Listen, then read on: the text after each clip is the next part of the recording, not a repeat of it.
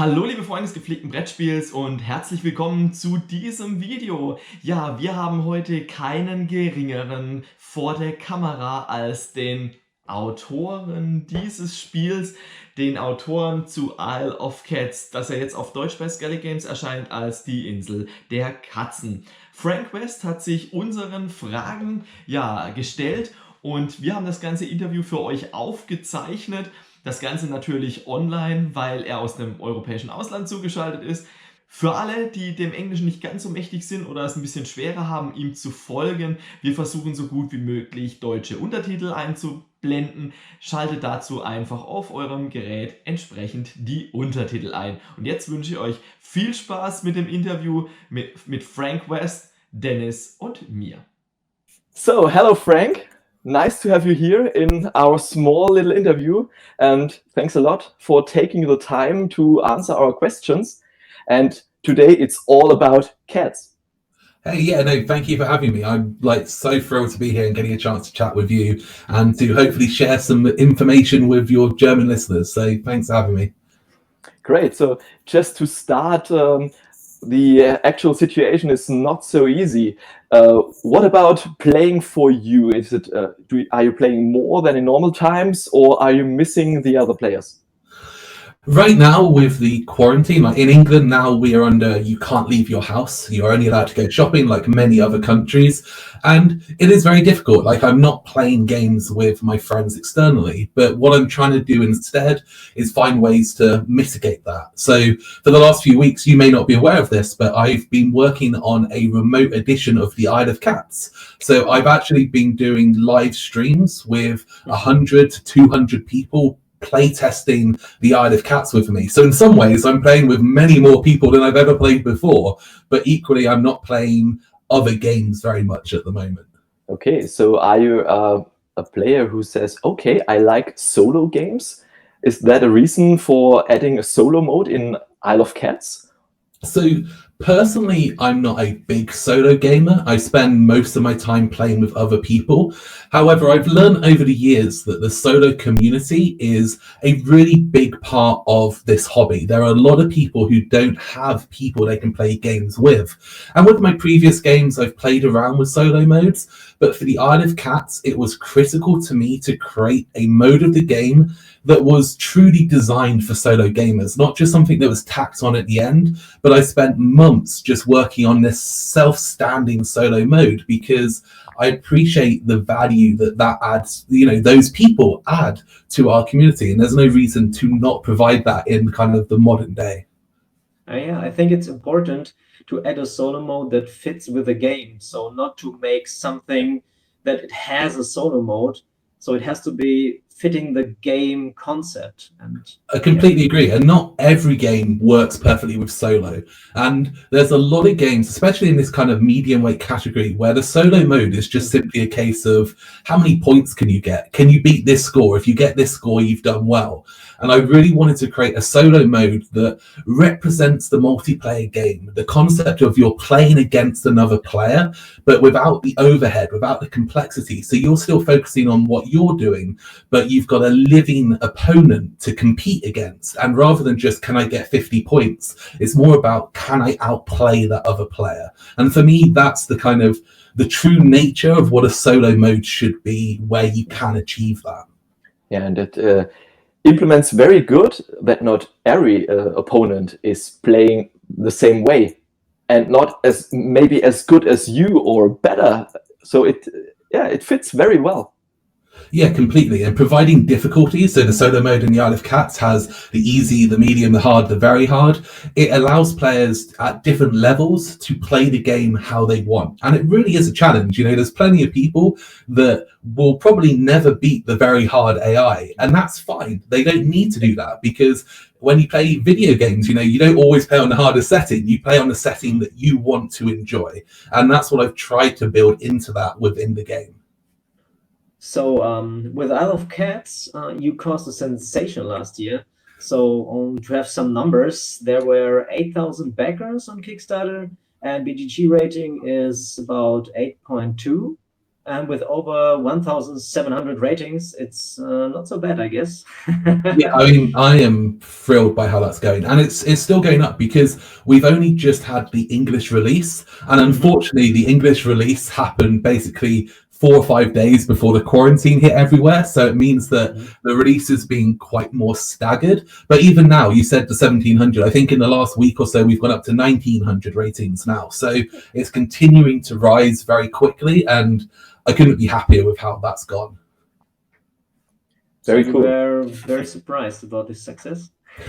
Yeah, I mean, it's one of those things. I mean, I obviously design and publish games for a living, and when you design and publish games for a living, I'd like to think that you're always aiming to do your best. Yeah. Now, I think one of the differences with the Art of Cats with my previous games is my previous games have always been designed more on, this is the kind of game that I just want to make for me, and if other people enjoy it, then so be it.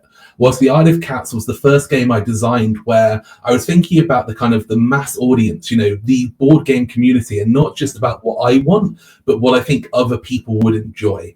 So with the goal of how do I design a game that I think as many people as possible would enjoy, while still keeping it something that I want and is special to me, I felt confident that it would do well, but obviously there's many levels of well and how good something can be, and I wasn't necessarily expecting it to do as well as it had, although obviously I hoped that it would. Okay, so what do you think is the main spirit of the game? Why do people love the Isle of Cats? Is it just because the cute cats, or what is the spirit behind the game? What do you think?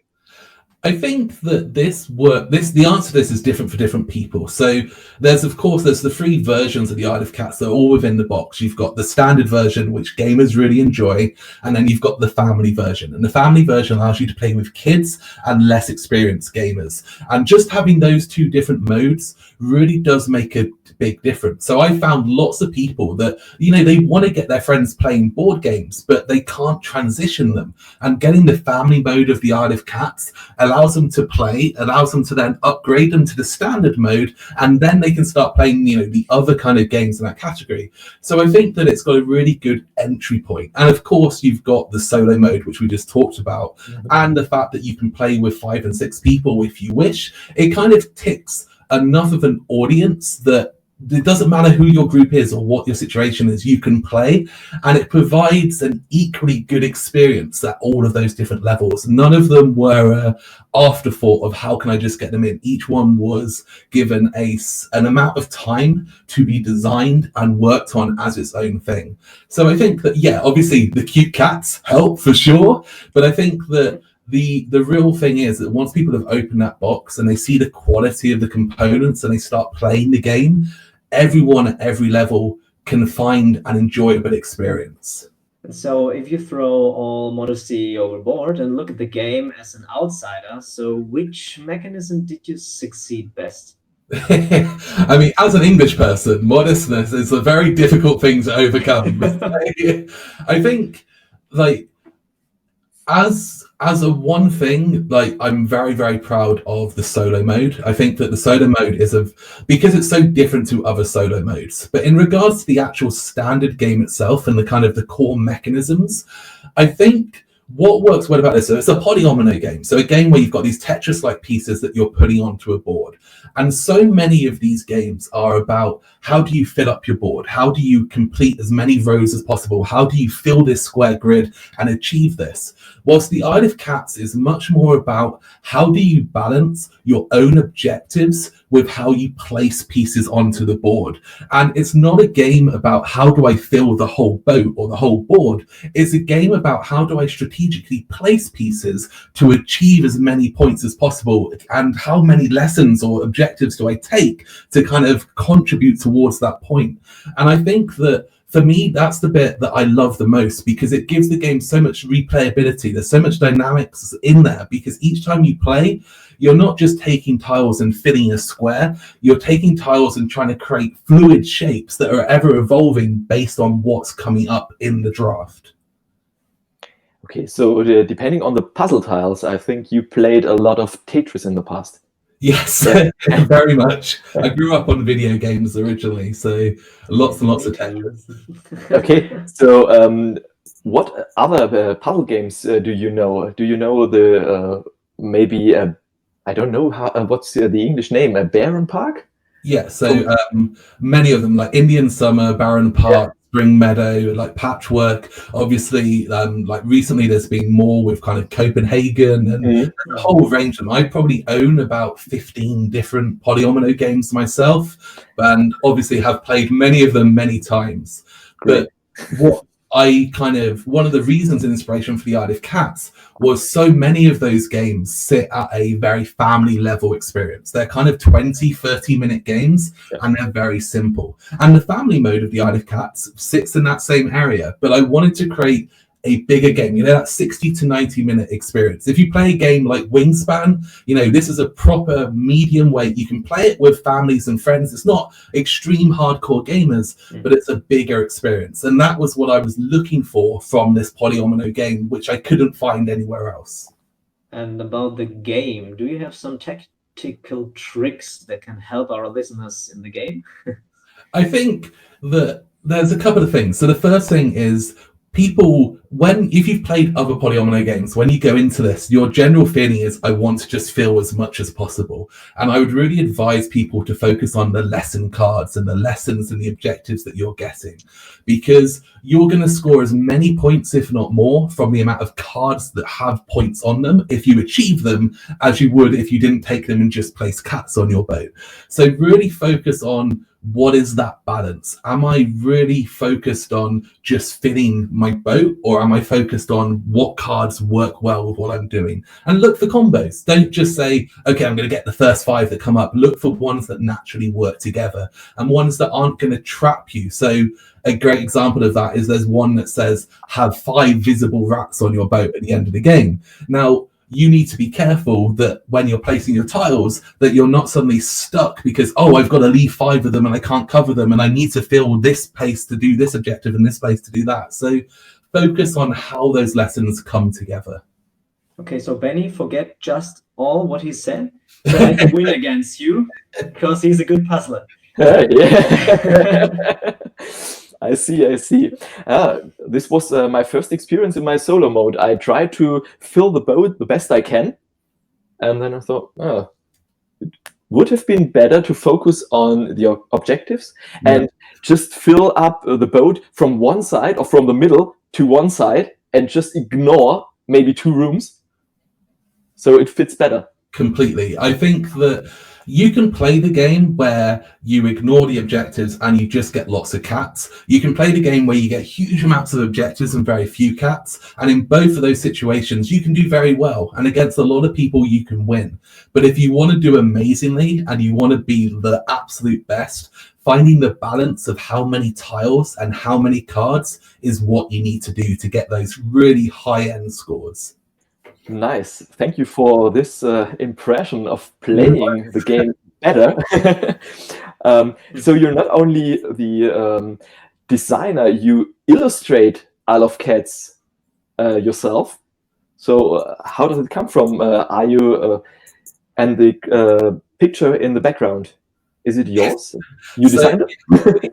So I, to clarify on that, so I do work with an artist and I do all of the art direction. I do a lot of the concepting, and then I do a lot of the kind of the finishing touching.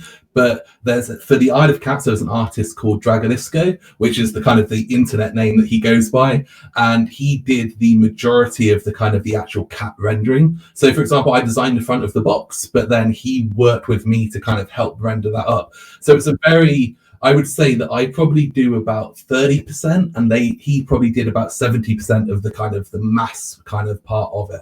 But it's a really nice way of working, because it means that as I'm designing the game, I can sketch out how I envision things looking and how I expect them to work. And I can work out what we're going to need and the limitations of that. And then once my artist, or Dragalisco in this instance, has finished doing the cats, I can take them and I can change them, I can alter them, I can move them. If we decide suddenly we want to have something that does this instead, I make those changes, and I can have a really good kind of two-way relationship. But for that, of course, you need an amazing artist who is happy to work with you in such a collaborative way. And that was hard to find.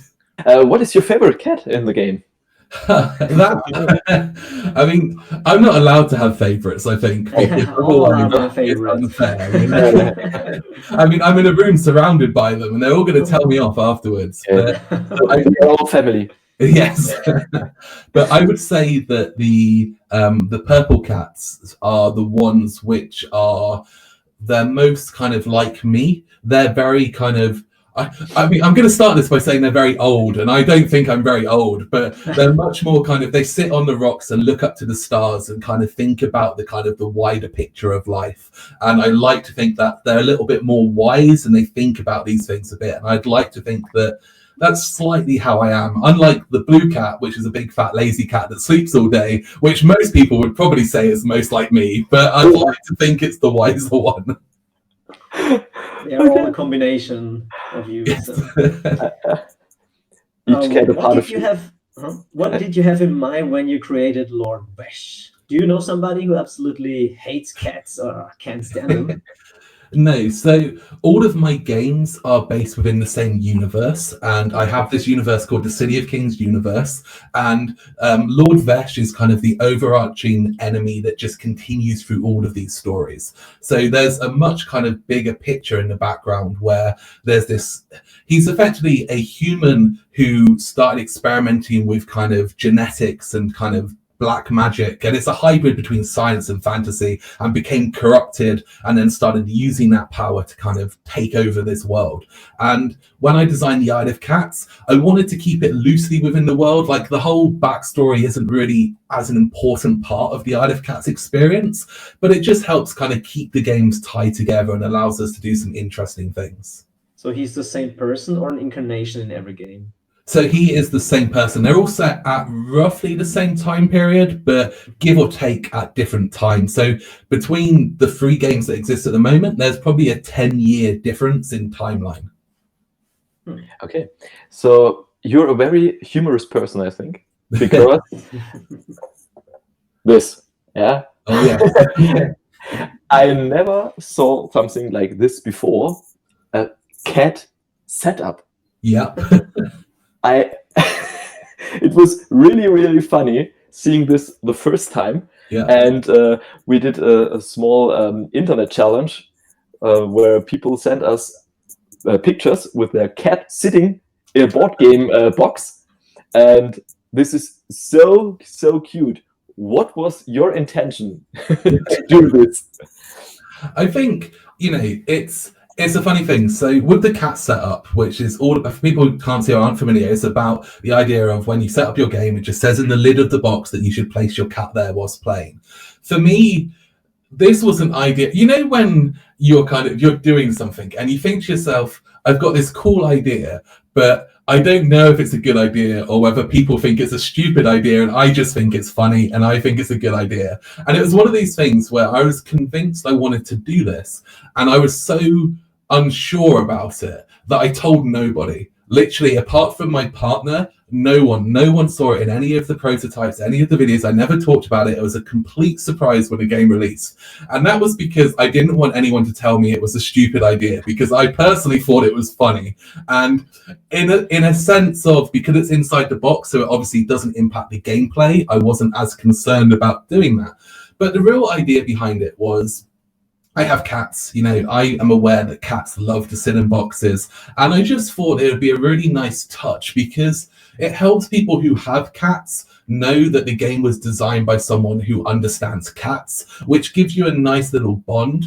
People love to share photos, and people love an opportunity to share photos of their pets, and giving them an opportunity to do that excites people. So obviously that was a good side of it. And equally, the amount, I don't know if you guys experienced this with yours, but the amount of people who sent me photos of other animals in the box because they don't have cats and they want to prove that other animals are better. Their dog is better, their rabbit is better, they're this, there's that. And I've had probably 25 different animals now sent to me. I've had people make cats out of balloons. I've had toy cats. I've had flower cats. It's amazing to see what people come up with. And that was it. It was just about providing an extra fun experience that people could enjoy regardless of their situation. Yeah, people getting creative Yeah, Exactly. very. We got a picture with Kit Kat, so chocolate in it. So I've no real pet, but here's my cat. I'm still waiting for someone with a lion or a tiger or kind of a big cat, but so far no one's been brave enough to do that one. Okay, so that's the reason why this box is very, very thick and stable. I would be lying if I said yes. I think that most people think that it was because of that.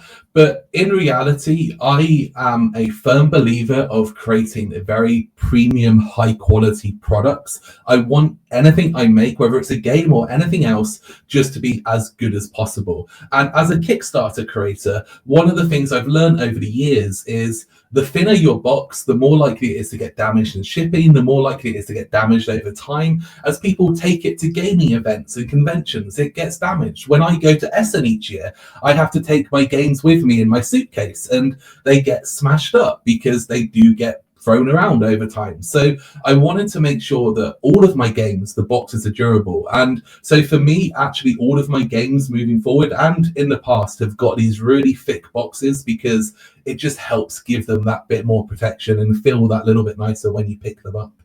But I could lie and say, yes, it was because of the cats, because yeah, that would make me look smart.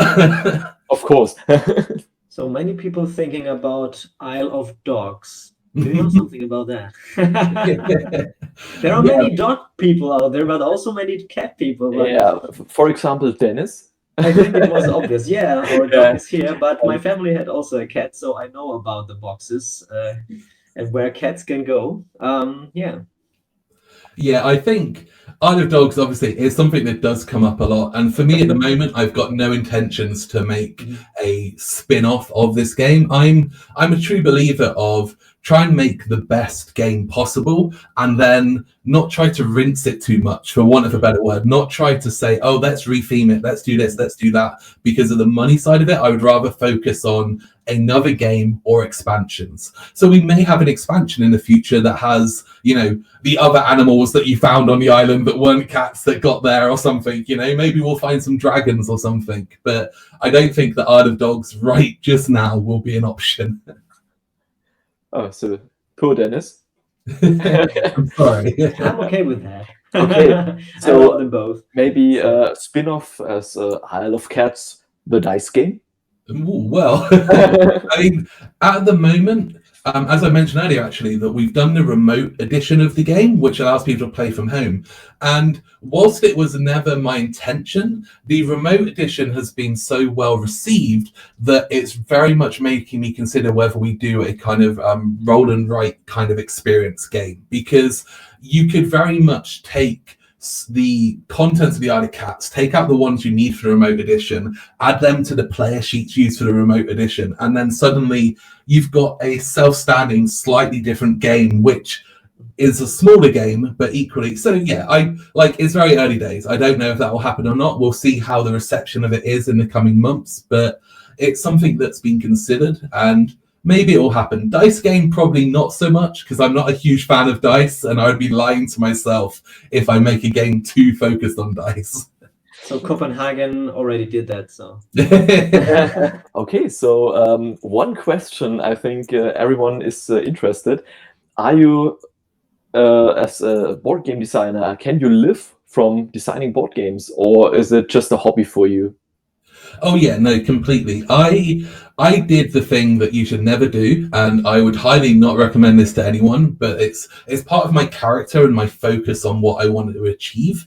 So when I released my first game many years ago, not that many years ago, I'm not that old. When I released my first game a few years ago, I was putting it onto Kickstarter, and I, at the time, said to myself, I want this to succeed. And for me to make this game to succeed on Kickstarter, I had no following. No one knew who I was back then. You know, I was a complete nobody.